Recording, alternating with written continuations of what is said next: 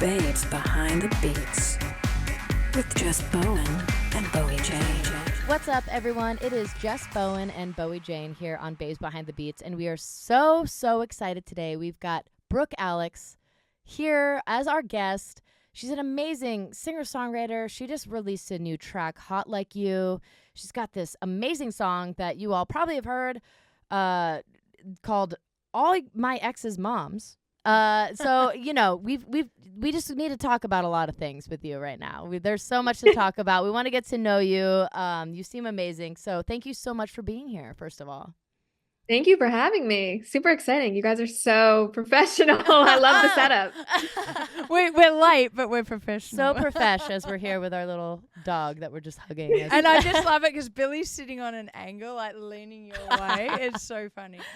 But he's your dog? Yeah, my dog, yeah. Billy is her dog, but I still use her as my emotional support. She's very sweet.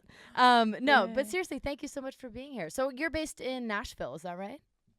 Yes, I'm tuning in here from Nashville. I've lived here almost 7 years, and I love it. Almost 7 years. So let's go back then. Where did you grow up? Like, how was music? Was music in your family? Like, how did you even get into this to begin with?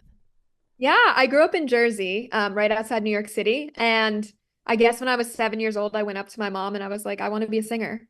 Who knows why? I guess I was just singing around the house and thought I was good. Who knew? At 7, I love that. Yeah.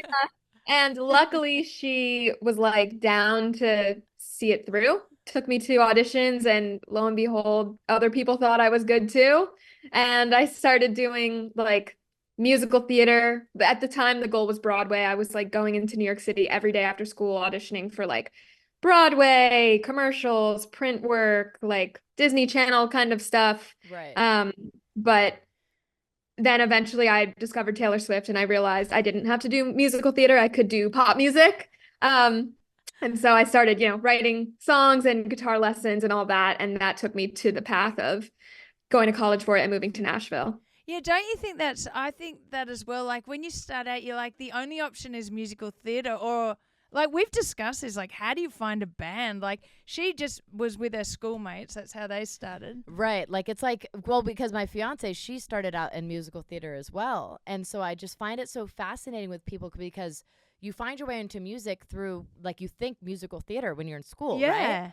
And totally. Like, I mean, pretty much everyone here that I meet that's an artist has a background in musical theater. I think, yeah, just when you're a kid and you tell your parents you want to sing, they're like, musical theater. That's the route. That's what they think. Because you can audition and go to a show. You don't have to find a bandmate. But you were like wanting to do, so your original goal was Broadway? Was that something that you were like? Yes, really and I had a lot of friends who made it to Broadway. I never did, but that was like I did dance lesson, acting lessons, singing lessons. I was doing the whole thing trying to get to Broadway. That's so yeah. That was my whole life. Yeah. And then you found Taylor Swift. I was like, oh wait, I don't have to do any of this. But I will say, like, having that background in musical theater and just auditioning and being rejected so many times as a young kid and having to like audition for adults really helped me grow as a person. And now it's such a skill. I feel like I'm able to just converse with anybody. I don't know. I feel like it really helped me as a young child, to be honest. I agree. I think that because to be honest with you, like I would never have been vulnerable enough at that age to do musical theater. It makes you at a younger age become vulnerable in front of an audience, in front of having to audition in general. Like that was just like not something I ever did. Working with a team, working with other people, just like knowing, and even as like a vocalist, like I don't know if you had to do this, but like were you having to like, you're singing, whether it's soprano or singing, like were you having to work with other singers at different levels of? Totally. I mean, yeah, I learned how to blend in a musical theater setting and like harmonize. And I think my voice is way stronger because I did all those years of voice lessons 100%. And, they made me sing like Italian arias. I didn't want to do that, but I'm so thankful I did because now I feel like my voice is strong because of it. And I've had friends who've had like vocal surgery as an adult, like nodes, a lot of issues. And I feel like my voice is strong because of that time I put in growing up. Do you feel like, so this is my question because yeah, you're right. I actually have a lot of friends as well in the industry that we're in where like they've had to get surgeries or they have the nodes. Like, do they teach you when you're doing musical theater and stuff like that, like the proper way to sing. So you're almost getting a voice lesson also out of being in these classes. Yeah, I mean, definitely like the projection, because you're standing on a stage and have to project loud enough for everyone to hear, but do it in a healthy way, and like singing from down here in your stomach rather than like up here in your throat. Yeah. So I feel like, just over time, as you become a better singer and as you're going to those lessons and they're like, no, sing this word this way instead, to have it project better or more correctly, sit more correctly in your body. I think all of that helps. Yeah. Well, because all I can relate to that is when I sing karaoke and I'm not a singer. And so I'm singing from here. And the next day I'm like, where's my voice? I can't talk. This is Jess. With the mic out into the audience. No, because like, again, like singing is such a craft that I'm like, I'm not tone deaf, right? Like I can. No, you can sing in tune. I can sing in tune, but to sing properly and to sing, like you said, that you're like from your belly, I'm like, oh, I'm never doing that. It's all in my, I know that it's all singing from my throat, because the next day after doing karaoke, I'm always like, oh, I feel like you smoked a pack of cigarettes. I can't speak. It's so yeah, and that's a lot of people now that I'm surrounded by have that same issue, and they are singers. They're pursuing this career, so it's difficult to not have that background for sure. Yeah. So that's amazing. So then you said, did you study in college as well? Did you do music in college? Yeah, I went to Elon University in North Carolina, and they have a music tech program. So I basically like learned how to produce in a studio, but I don't do that now. But oh wait, so I know a little. You don't produce anymore, but you were learning in college? Yeah. So I guess like I made YouTube videos growing up where I would like record myself on my little mic and record my guitar, and I was like, I could be a producer. Yeah. And when I got to college, I was like, nah, let's let other people do that. I'll just sing. At least you know how to put down a vocal though, at least. Yeah, and that is super helpful too. Totally. Yeah. So you learned guitar, is that right? Mm-hmm. And then and then you started songwriting, I guess. So like, what was that journey like for you? When did you go, you know what, I'm going to start performing these songs? That's a good question. Actually, the very first song that I wrote and performed was for my dad at my Sweet 16. Oh, that's cute. So my dad like threw me this little Sweet 16 birthday, and so I wanted to surprise him, since he was kind of the reason I started guitar lessons. He was like, you really need to learn how to play guitar and write your own songs. And so I wanted to honor him by singing this song that I wrote about him at my Sweet 16 for him. So It went over really well. He's a crier, so he loved it. Oh my God, that's so sweet. So then I guess you had that confidence to write a song, and like, where did you go from there? Yeah, I guess I went to college after that. And I think I auditioned for the program and like submitted my original songs and stuff. Got in. So that gave me a boost of confidence. I did like this Berkeley summer songwriting workshop thing that helped me get better and meet other people who were my age writing songs. And moving to Nashville ultimately helped me hone my skills so much, just being surrounded by the best songwriters in the world here. Yeah. I mean, moving to Nashville, because I've lived in Nashville for like 3 months at a time because of visa issues. We could only ever stay for 3 months, but I found it really hard to meet people. How did you meet people to write with, and like, how'd you make your connections? Yeah, I guess when I moved here, I first was going to shows a lot, talking to anybody I could, going to networking events. And like the thing that you do here, instead of like when you make friends, you're not like, oh, let's grab a coffee or a drink. Sometimes you're like, hey, you want to write sometime? Yeah, it's cool, right? Yeah, so that's kind of the thing. And that's kind of a running joke here too. But you just meet up with people and write songs with them, and then see if you want to become friends from there on and keep hanging out or not. That's pretty cool. I mean, it would have been scary at the start, but oh, definitely. You have to be able to put yourself out there for sure, which is where the musical theater thing totally came into play. I was going to say, I'm like, you were already being vulnerable. That's what I'm saying about the like vulnerability thing, about like having done something that makes you feel so vulnerable. And where like, you've been rejected as well. Yeah, and saying like yes or no, like things like you just are ready for the no, maybe, and it's fine. Mm-hmm. Yeah, you guys know in this industry, rejection is all the time. It's rampant. All the time. All the time. You got to be ready for it. So sorry, I'm jumping a little forward right now, but I guess I just want to ask about all your exes' moms. Like, Yeah. where did this song come from? And this is a song that now is blown up, right? I mean, it's got Thank you. it's huge. So Thanks. how did that Yeah. come about? Where did the inspiration come from? Like, let's tell us all about the story behind it. Yeah, absolutely. Thank you. Yeah, I'm super.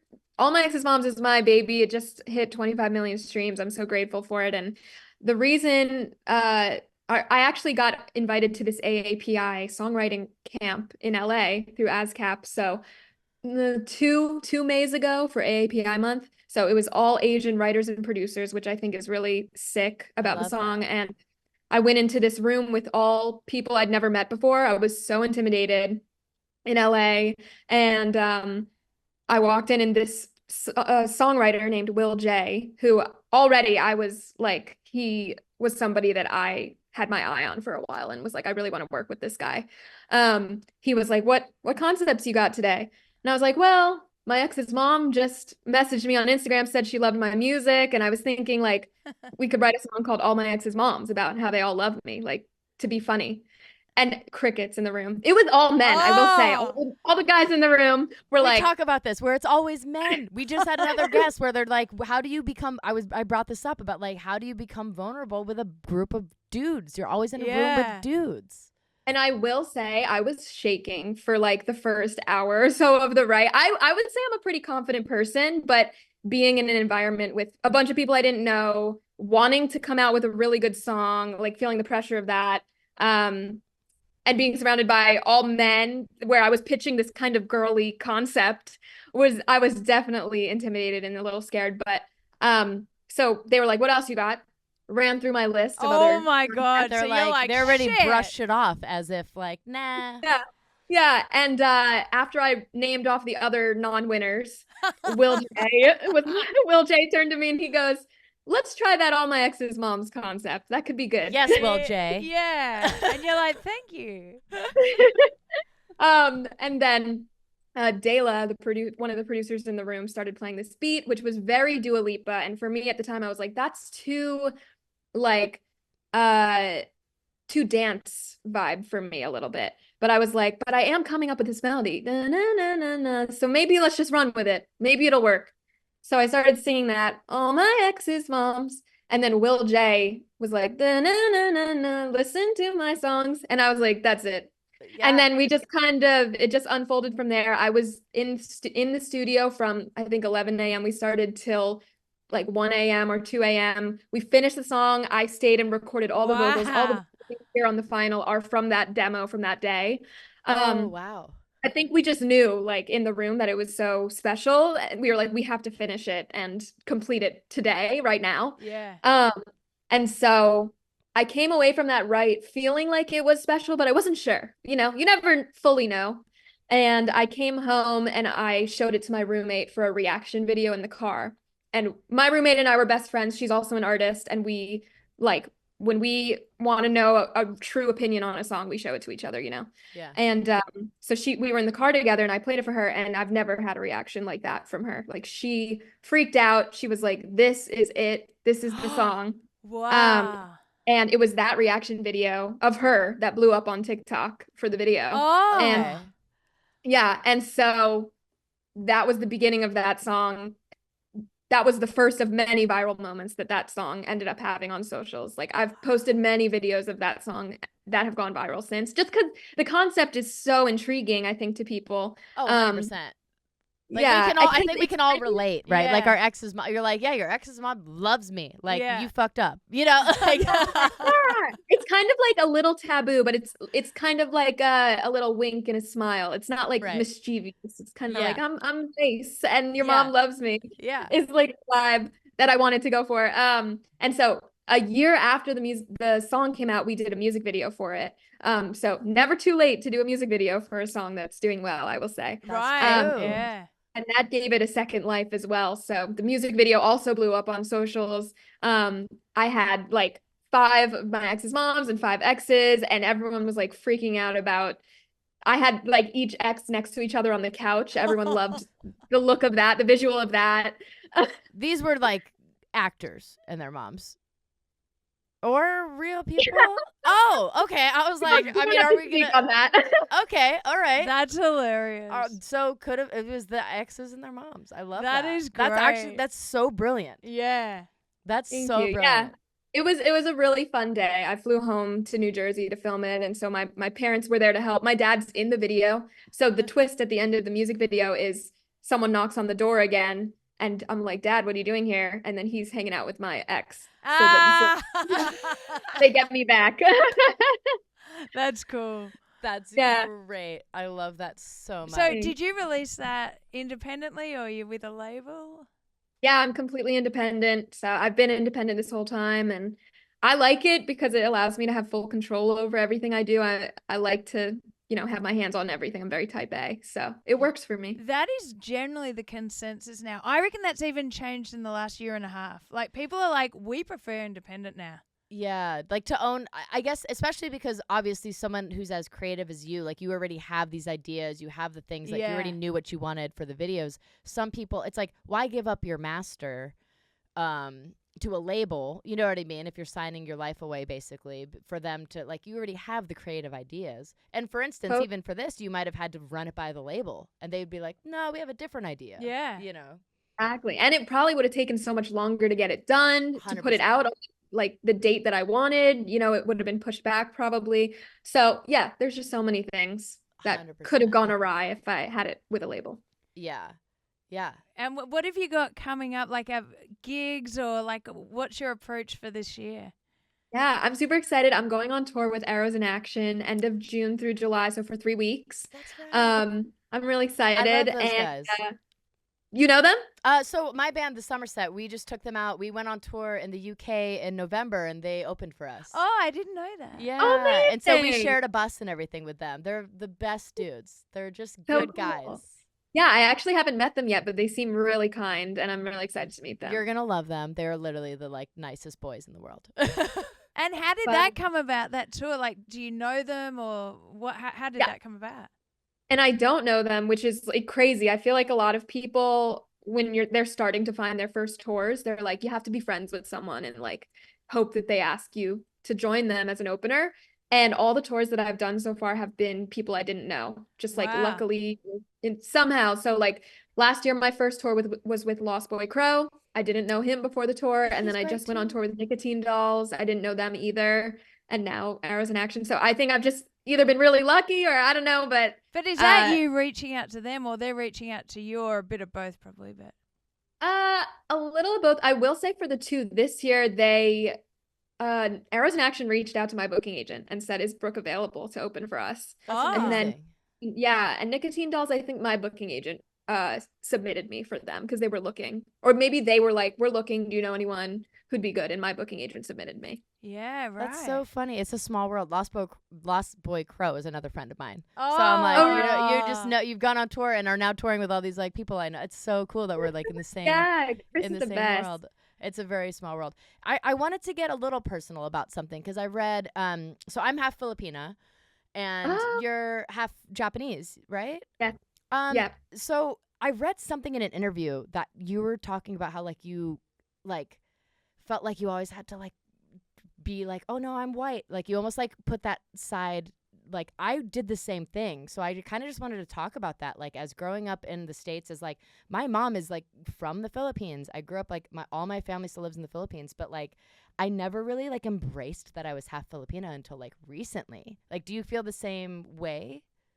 I think so I wrote a song called I'm Sorry Tokyo, which opened this whole door because I was in the song explaining how, I was insecure about being Asian growing up. And now because of that, because of pushing it away to be like everyone else, I can't speak Japanese. I've never been to Japan, and I don't eat the traditional foods and things like that. So I just missed out on so many things. And now as an adult, I really regret that because it would have been so cool to really be immersed in that.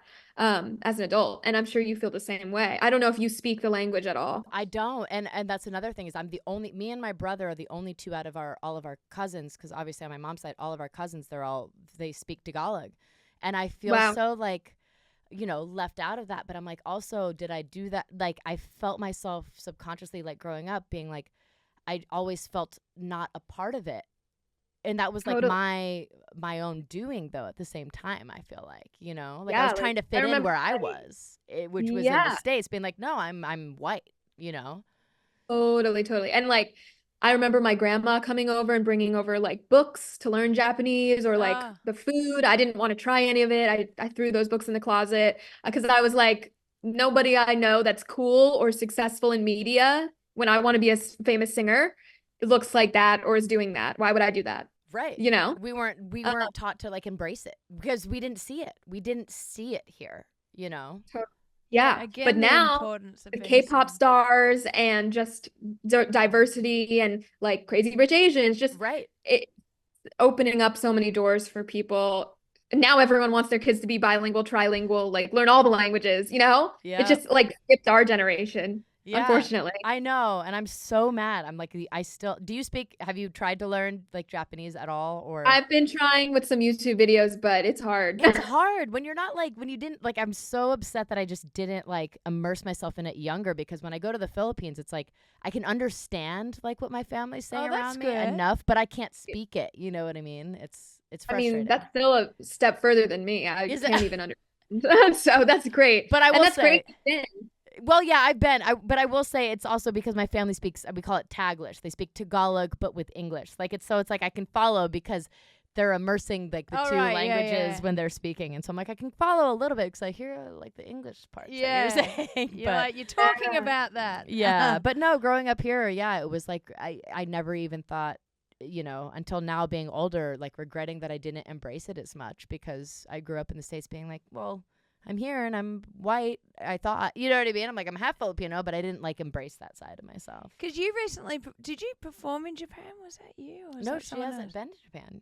I haven't been to Oh, Japan you were ever. talking about maybe on your Instagram, were you talking about it on stage, perhaps? Yes, yeah. Yeah. I'm trying to go soon, so Right. we'll see. I might not be able to make it this summer, unfortunately, but hopefully sometime in the near Oh, future. I have love no doubt that you Japan. will make it there. You're obviously going to Thank play you. there. It's Japan's like, amazing. yeah, and it is You've amazing. been as well? I love Japan. She loves sushi. I've been to Japan as well, and it's just like, also, yeah, Japanese food is my favorite we're like food. obsessed with Japanese food, but that's not why we went. But it's not why we went. We were there. I went there on tour, and it's just the best. It's the best. I love everyone's so kind and it's so clean. The one thing about Japan, though, that I will say I'm still confused about, it's so clean, but there's no trash cans anywhere. I can't figure My it dad out. said that when he visited. I was like, He was- how is it so clean? Yeah. I think that they take it and they put it in their purses until they get home. Because and then they're throw it away that at home. respectful. It's not like us Yeah. here where we're just like, People meh. chuck it on the ground here. Yeah. I'm like, do you want me to pick that up for you? Also there in Japan, like I remember I'd go out partying after shows and there'd be straight up dudes in like business suits that were just sleeping on the floor. They were like passed out because they got so drunk, but no one bothered them and they weren't thought of as like homeless. They were just like, oh, they got too drunk. Just let them sleep there on the ground. Like you'd see business guys in suits just like on the ground. They drank too much and they would just be there. And then it'd be like it was normal. It was fine. I actually don't. I think I saw this a few years ago that people in Japan are overworked and I don't know if they were drunk or just so tired they fell asleep there. Have you heard Actually, that that's too? true. Could I be. actually have heard that as well. So now I feel bad for assuming that he was just drunk. Being like, there's a drunk dude that's in a business The suit. guy's worked 400 hours. Like, that I week. probably just couldn't make it. Oh, shit. I'm horrible. God. No, but we're crazy. obsessed with Japan. Yeah, no, it is really, honestly, like, it's My whole my outfit's favorite from place. Japan. Yeah, my whole. Yeah. it's- Oh, you grew up are you from Australia? I'm Australian, yeah. So we have a lot of obviously the Asian influences there. And she and she you're just close went there. to get there, right? Yeah. It's a closer flight. So like for us we don't have much Mexican food, but we have like everything, like Southeast Asia, I guess more. Yeah, I feel like the Asian food was more prominent in Australia. Like, I was Yeah. just in Australia, and all I ate was Asian food there. And she was Because like, it was "It's all good, like that's like the food that's actually good there. I actually don't even know what I would call Australian cuisine. Well, we would Like- say it's a little bit. It used to be English, but British, but now Right. it's like Asian fusion, really. I was gonna say because I didn't even eat fish and chips in Australia. when I Yeah, was it's there. more Asian fusion. It's more Asian. Yeah. So we're obviously hungry because all we're doing is talking about Yeah. food. Now we're talking about food. I'm like, can't wait to get some food after this. When to get some sushi after that. I'm actually like really excited to get food right now. I've got a question about the tour. Is this I always ask this question because I like to know about the tour buses. Are you on a tour bus or? I'm renting a minivan. A minivan. So it's just we know about this. You know about yes. You heard about a minivan? Jess has done the minivan tours. 100%. Yeah. So it's just me, a drummer, and a guitarist with tracks. So we can fit in a minivan and then fit everything in the back. At least this is what I did on my last little tour with Nicotine Dolls. It worked out great, and the price can't beat it. You know. 100%. So do you have anyone else traveling with you besides the band? Do you have a tour manager that's going with you? Any media? Anything? No. Just the three of you. No, not yet. Okay. No, at this point, not yet. But I think probably this will be the last tour like that. Yeah. So, well, that's hopefully as things grow. But honestly, you can't beat 3 people. That's easy to tour with, and just like you said, a minivan, you could fit everything in there. And if you all get along, that's fine. Yeah. Yeah. I mean, for the summer set, I guess it's always at least 4 of you, and then there's always 4 of us, and then we have at this point we always travel with at least 6 minimum, but like we're doing. So you could never be in a minivan. Not a minivan, but this summer we're doing Sad Summerfest, and we're actually going to go back into a Sprinter again. Okay, so cool. We've been doing buses for a while, but because we're on Sad Summer for like 2 weeks, we're going to do like a Sprinter van because it's 6 of us. And we can fit everything. You know, it's the same kind of thing where it's like you kind of like as artists, you work with what you have. So you within every tour, you're like, here's what we've got. Okay, we're only playing this many shows. Realistically, what makes the most sense financially and budget wise to make sure that you're not like losing money. And then you'll be in hotels. We'll do hotels then. Every night. And you're in hotels, I guess, then as well. We do Airbnbs. Oh, okay, cool. Yeah. That's cool too. Yeah. Have you never stayed in Airbnbs on a tour? Not with our band. We always do hotels because we do. You probably could get a house. Because we do like everyone gets their own room. Like for hotels, we book rooms. But I guess if we did an Airbnb, it'd still be fun. Everyone still gets. Then you want a gym though and stuff. Yeah, I'm getting selfish. We're just now. working I want to be out. able to wake up and go to the gym. We're like, wait a second. No, we want the gym. I'm not even on this tour. I'm like, when do you have time for the gym? We're waking up and we're driving. That's it. There's no time for the gym. She finds time. I don't know what it is. I got to a certain age, even though I'm older now, touring, I take better care of myself that I'm older, where I'm like, I don't care if we're leaving at 7 a.m. I'll wake up at like 5 and like make sure I go to the hotel gym, and then I'll just sleep in the van for the rest of, if it's a van tour, you know what I mean? I think for my mental health, for like, I've been touring since I was 18 and I'm turning 35 this year. So like at that point, it's like, I have to do the things that keep me sane, which is now going to the gym, not drinking as heavily every night. not every not night. partying as heavily. Well, something that I think helps me is I don't drink any alcohol. Oh, and that helps. That is great for you. Then you're probably feeling, you wake up nice and you're like, I'm good to go. We are so happy for you. Yeah, I will say, like, growing up, I was always like, how do people, like rock and rollers, how do they do that? Like, they're drinking and then singing the next day, like your voice would be gone. Like I just don't even know. I will say for singers it's much harder. Thank God I just play the drums. I was like, the amount of times I've played drums hungover, or like I've been sick, or I've like literally thrown up on stage, like I can do that playing drums, but singers, you can't get away with that. If you're sick, you're sick. You're fucked, you know? So you have to take better care of yourself on the road. Absolutely. Yeah. Well, that's exciting. You got that coming up. So, yeah. And you just released Hot Like You. Wait, Hot Like You. Yes. I did. Yes. So tell us a little bit about that song. Yeah. So I wrote that song. The inspiration was my sisters. I have 2 younger sisters, and they're like the kind of popular hot girl type.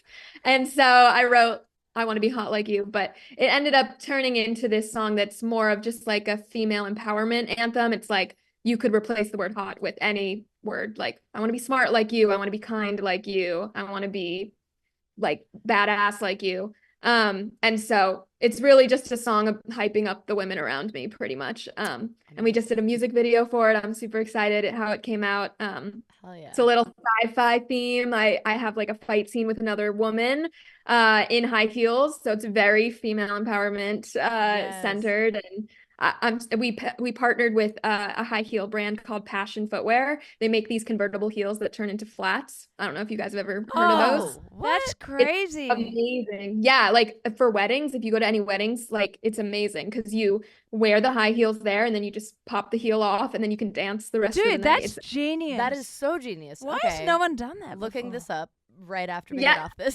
Seriously, check it out because I'm obsessed with them and I was so excited to be able to partner with them for this music video. And in the video, I'm like wearing the heels. The villain that I fight, she like takes off her heel and is like fighting me with it. It's really cool. Oh. Wow. Okay, that's sick. I'm thinking of like wheelies. Do you remember those shoes? shoes that had Yeah. I'm thinking like that, but I a used to have heel. those. Heelys. That's right, the Heelys. Heelys, not wheelies, Heelys. But yeah. Close. They were probably wheelies in Australia, I'll just say. Yeah. Wow, that's amazing. Yeah, love throw it. it back to Heelys. I used to ride those around in the mall. That's the best place because it was smooth Oh yeah. at the mall. Or Right. or an airport. Or an airport. Yeah. Yeah. Yeah. I would still, but I might fall over. So. I know. I was like, damn, I wish they made like, if these Converse had like wheelies or Heelys on them, I'd be like fucking skating around all the time. It'd be Dude. way easier. We slide into the studio. Bring them back. Bring Heelys back. We're gonna Petition bring now. it after this. We're bringing this back Yeah. for sure. So obviously you just released Hot Like You, but you haven't. Are you working on an album that's going to be coming out this year? Can you talk anything about that? I'm working on a project. All Okay. these songs are leading to something. I don't want to say yet Okay. what it is, but I'm super excited and I feel like it's the culmination of everything I've been working towards. So. Nice. Love that. So stuff Amazing. is happening. Hell yeah. Well, Yeah. thank you again so much for being here. For everyone who might not already be following you, just do you want to give us like your social media platforms that you're the most active on? Yeah, check me out, Brooke Alexx with 2 X's on all social platforms. Thanks guys for having me. I gotta say, I know I'm a big fan of Boomerang and Lightning in a Bottle. No like I just way. realized, yes, I used to listen to those all the time, and I can't even believe this now. It just hit me. That's so funny. cool. Yeah. That's crazy. Little throwbacks. Our only 2 hits. I Hey, mean, 2 is I good. knew them and I loved them. So Yeah. Oh, Y'all I can love that. They're Well, great songs. Thank you so much for being here then. I love that. You're amazing, and again, everyone check out everything that Brooke Alexx is up to. Yeah, thank you. so much. Thank you, everyone. And Appreciate don't forget to like, subscribe, comment, all of that stuff. And review us. Give us 5 stars if possible. Thank you.